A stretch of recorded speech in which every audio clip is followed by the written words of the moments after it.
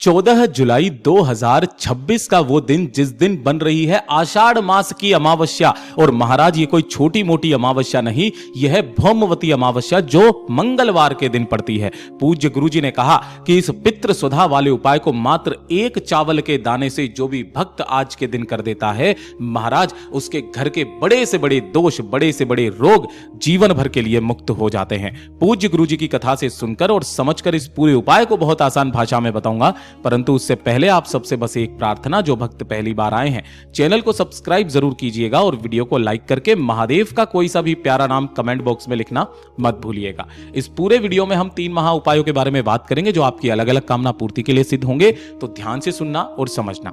सबसे पहले बात करते हैं हमारे पहले वाले उपाय की।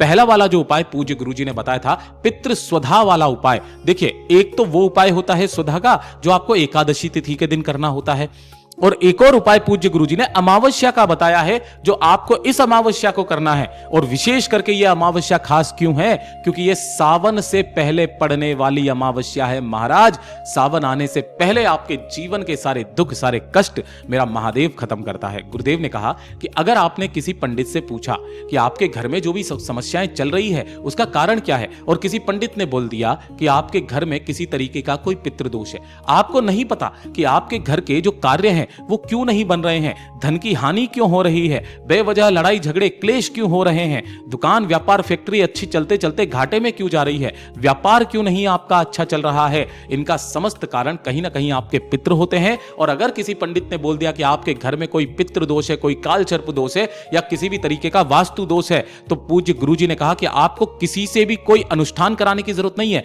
कोई यज्ञ कराने की जरूरत नहीं है, ना ही किसी पंडित को पैसे देने की जरूरत है। जो अमावस्या की तिथि पड़े उस अमावस्या की तिथि के दिन मात्र एक चावल का दाना, क्या एक चावल का दाना, जो कैसा होना चाहिए, अक्षत होना चाहिए, पूर्ण चावल का दाना, खंडित ना हो, इस चीज का ध्यान रखना। आखा चावल का दाना होना चाहिए और इसी आखा चावल के दाने को अपने दाहिने हाथ की हथेली पर रखकर अमावस्या तिथि के दिन इस हथेली को आपके घर में जहां पर भी पानी पीने का स्थान होता है, परिंदा होता है, यह आपके पितरों का स्थान होता है जो कि आपके घर की किचन में होता है, रसोई घर में होता है। अगर यह नहीं है तो आपके घर में आरओ सिस्टम लगा होगा, जहां से भी आपके समस्त घर वाले जो पानी पीते हैं ना किचन के अंदर, ये वाला अगर स्थान नहीं है तो आपके घर में होना चाहिए। और यहां पर जो भी शाम के समय पर एक लंबी बाती का दीपक जलाता है, महाराज उस घर में, उस घर के सभी पितरों का आशीर्वाद जीवन भर बना रहता है। इस मटके के पास में जाना, यहां पर आपको क्या करना है, अपने दाहिने हाथ की हथेली पर रखा हुआ जो चावल का दाना है ना, उस हाथ को इससे स्पर्श करा देना है मात्र, और पितरों से अपनी कामना करनी है। कामना कर देने के पश्चात इस एक चावल के दाने को लेना, एक लोटा शुद्ध जल अपने घर का लेना तांबे के कलश में, और इसी के साथ में आपको लेना होगा एक दीपक, चाहे गोल बाती का बना ले या फिर मिट्टी का ले लें या आटे का ले लें। ध्यान रखना लंबी बाती का यहां नहीं लगाना है, ये शिव के नाम का दीपक है तो लंबी बाती का नहीं, यहां पर आपको दीपक लेना है गोल बाती का, चाहे आटे का चाहे मिट्टी का। इसके अंदर आपको भरना है घी और लेकर के पहुंच जाना मेरे महादेव भोलेनाथ के मंदिर में, शिवलिंग के पास में। यहां पहुंचकर शिवलिंग के पीछे की तरफ में आपको आसन लगा करके बैठना है, जिससे आपका मुख उत्तर दिशा की तरफ में हो जाएगा। सबसे पहले आपको करना क्या है कि जो आपने एक चावल का दाना लिया है, उस एक चावल के दाने को सबसे पहले अपना नाम बोलना, अपना गोत्र बोलना, और काशी विश्वनाथ महादेव का नाम लेकर, किनका, काशी विश्वनाथ महादेव का पहले नाम लेना, 5 बार एक शब्द का स्मरण करके, जो कौन सा है, स्वधा स्वधा स्वधा स्वधा स्वधा। ये स्वधा कौन है, ध्यान रखना, जब भी आप एकादशी तिथि के दिन करते हो 3 बार नाम का स्मरण किया जाता है, और जब आप पितरों के लिए अमावस्या तिथि के दिन करते हो 5 बार सुधा शब्द का स्मरण किया जाता है। ये सुधा कौन है? सुधा मैया पार्वती जी की नानी का नाम है जो पितृलोक में निवास करती है, और आपके जितने भी पितृ होते हैं वो सभी इन्हीं के अधीन होते हैं। 5 बार सुधा शब्द का स्मरण करके उस एक चावल के दाने को महादेव की शिवलिंग के ठीक ऊपर समर्पित करना, और जो एक लोटा शुद्ध जल लिया है उसे श्री शिवाय नमस्तुभ्यम मंत्र का स्मरण करते हुए शिवलिंग के ठीक ऊपर समर्पित कर देना।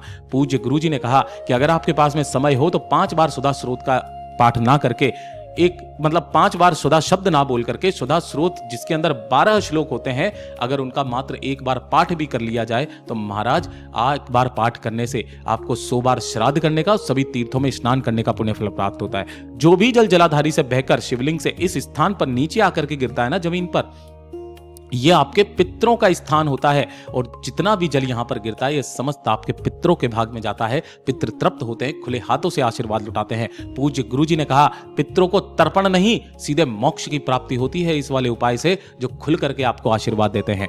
बात करते हैं हमारे दूसरे वाले उपाय की, और इस वाले उपाय को चाहे कोई उपाय करो या ना करो, गुरुदेव ने कहा लिख करके रख लेना, नोट करके रख लेना कि जब आपकी लगे कि आपकी किस्मत आपका साथ नहीं दे रही है, आपका दुर्भाग्य आपका पीछा नहीं छोड़ रहा है, आपका भाग्य बिल्कुल विपरीत चल रहा है, कहने का मतलब आप किसी चीज के लिए बहुत मेहनत कर रहे हैं लेकिन उस मेहनत का फल नहीं मिल रहा है, आपने किसी कार्य को कराने के लिए पूरी दुनिया के सामने हाथ फैला लिया, नहीं हो रहा है, मान सम्मान में कमी आ रखी है ना, आपके वैभव में कमी आ रखी है, तो पूज्य गुरुजी ने कहा कि इस अमावस्या के दिन मात्र एक उपाय करके रख लेना, जहां जाओगे वहां आपका मान सम्मान होगा और आपकी किस्मत, आपका भाग्य चाहे कितना भी विपरीत चल रहा हो, सही रास्ते पर आ ही जाएगा। गुरुदेव ने कहा इस अमावस्या तिथि के दिन किसी भी पीपल के पेड़ के पास में चले जाना। अब यहां पर जो पीपल का पेड़ आप देख रहे हो ना, ध्यान से देखो, इस पीपल के पेड़ पर यहां पर ये वाली ये जो है ना, ये है छाल इसकी, यहां से थोड़ी सी छाल आपको निकाल लेनी है, ठीक है, और इसी छाल को लेकर के अपने घर पे लेकर के आना है। इस छाल को कूट करके पीस लेना, पीस करके छान लेना। छानने के पश्चात आपको इस तरीके से चंदन निकल करके आएगा, इसे बोलते हैं पीपल चंदन। क्या बोलते हैं? पीपल चंदन। इसी पीपल चंदन को लेना है और 1 लोटा शुद्ध जल अपने घर का लेना है, तांबे के कलश में। केवल ये 2 चीजें, इन्हें लेकर के भोलेनाथ के मंदिर में जाना, शिवलिंग के पास में, शिवलिंग के पीछे की तरफ में आसन लगा करके बैठ जाना, जिससे आपका मुख उत्तर दिशा की तरफ में हो जाएगा। सबसे पहले आपने जो पीपल की छाल का चंदन लिया है, उस पीपल की छाल के चंदन को महादेव की शिवलिंग का जो ये शीर्ष है, ये वाला, ये पूरा हिस्सा जिसे मैंने लाल किया हुआ है, इसी स्थान पर अच्छे से पीपल की छाल के चंदन का लेपन आपको करना है, पिपलेश्वर महादेव के नाम से। किनके नाम से? पिपलेश्वर महादेव के नाम से इस पीपल छाल के चंदन का लेपन करना।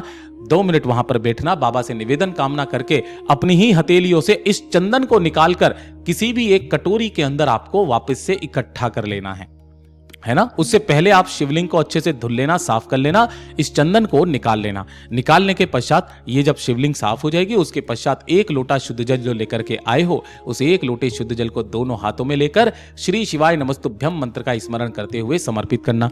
समर्पित करके इस चंदन को लेकर के आपको अपने घर पर आना है, लेकिन उससे पहले शिवालय की चौखट पर मात्र 1 घी का दीपक जरूर जला करके आइएगा। और घर पर आने के पश्चात जो पीपल की छाल का चंदन आपने शिवलिंग पर से हटाया था, इसी के अंदर कोई सा भी या तो लाल चंदन या फिर पीला चंदन मिला करके प्रतिदिन जब भी घर से बाहर निकलो, मात्र 1 तिलक इसका लगा करके निकल जाना। महाराज, जिस जगह जाओगे आपका मान सम्मान होना तय है, आपका भाग्य चाहे कितना भी विपरीत चल रहा हो, सही रास्ते पर आ ही जाएगा। पूज्य गुरु जी का बहुत अद्भुत और अचूक उपाय है, जरूर से कीजिएगा। एक काम जरूर करना कि बेलपत्र पेड़ के नीचे जाकर के कुछ भी मीठा भोग आज के दिन जरूर से लगाइएगा, ठीक है। अब बात करते हैं हमारे तीसरे वाले उपाय की, जो आप लोगों को करना ही करना है, और यह है पूरा का पूरा उपाय केवल और केवल धन, पैसा, कर्ज और व्यापार को लेकर के। जो भी समस्याएं हैं, जिस कामना से करोगे आपकी वो समस्त मनोकामनाएं पूरी होती है। गुरुदेव ने कहा था सुबह, शाम, दिन में, रात्रि में और शाम के समय पर इसको करना अवॉइड करना। सबसे पहले तो आपको एक लंबी बाती का दीपक तैयार करना है। कौन सा? लंबी बाती का एक दीपक लेना, चाहे आटे का चाहे मिट्टी का, इस तरीके से लंबी बाती लगाना और इसके अंदर भरना घी। अब ध्यान रखना, या तो आप घी भरना गाय का, और अगर गाय का नहीं है तो सरसों का तेल ले लो भाई, सरसों का तेल, ठीक है, लेकिन भैंस का घी काम में मत लेना। इसी के साथ में आपको लेना है 1 लोटा शुद्ध जल अपने घर का तांबे के कलश में, और इसके अंदर लक्ष्मी के तौर पर 1 सिक्का, चाहे 2 का, चाहे 1 का, चाहे 5 का, चाहे 10 का, कोई सा भी 1 सिक्का इसके अंदर डाल लीजिएगा। और थोड़े से इसके अंदर डालने हैं काले तिल। क्या डालना है इसके अंदर? काले तिल, ठीक है। अब आपके घर में जहां पर भी तुलसी जी का गमला है, उस तुलसी जी के गमले के पास में जाकर के सबसे पहले लंबी बाती का दीपक यहां पर प्रज्वलित करना, जिसकी बाती का मुख आपको दक्षिण दिशा, पितरों की दिशा में रखना है। और जो जल आपने लिया है उसे अपने दोनों हाथों में लेकर अपना नाम और गोत्र बोलकर अपने पितरों से कामना करके इस समस्त जल को तुलसी जी की जड़ों में समर्पित कर देना है, सिक्के के साथ ही। आपको वो सिक्का वापस निकालना नहीं है, तुलसी जी की जड़ों में ही आप समर्पित हो जाने दीजिएगा। लक्ष्मी के तौर पर दिया गया ये एक सिक्का आपके जीवन में अथाह करोड़ों गुना मिलकर के इसका फल प्राप्त होता है। पूज्य गुरु जी के सभी उपाय बहुत ही ज्यादा खास और अद्भुत जरूर कीजिएगा। वीडियो पसंद आए तो लाइक करना, चैनल को सब्सक्राइब जरूर कीजिएगा।